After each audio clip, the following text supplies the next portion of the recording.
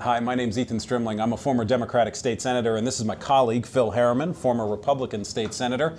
Today, going on behind the scenes are elections for our constitutional officers. These are all folks who were probably doing a lot of campaigning for folks during the election season. Right now, they need 94 votes outside of the entire legislature. Democrats have 93, so these races ought to be pretty close. You want to give people a little inside scoop on kind of how we got to this moment? You know, we've often talked about there's two elections. There's the one on election day, and then there's the one that happens behind closed doors, and that's what's happening today. Republicans and Democrats behind closed doors are caucusing to nominate their candidates for state treasurer, attorney general, auditor, secretary of state.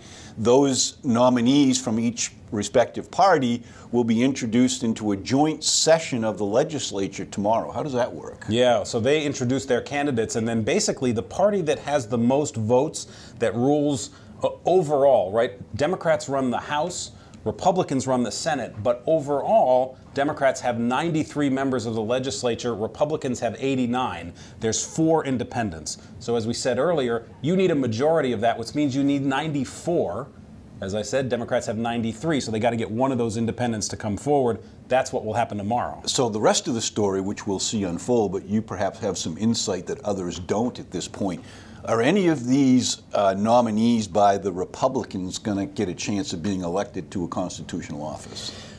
It doesn't, well, there may be one. We don't know yet who the AG candidate is. We'll probably learn about that at some point today from the Republican side. They are nominating John Courtney to run against Matt Dunlap. Matt Dunlap is the candidate and the incumbent. They are also running, although I'm not sure the Republicans are putting them forward, but Terry Hayes is running. She is an independent former Democrat.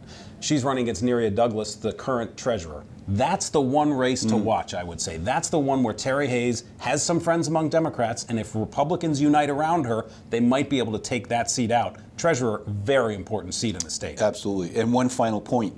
All of these votes that they cast in the joint convention to elect the constitutional officers are done by secret ballot. Nobody gets to see.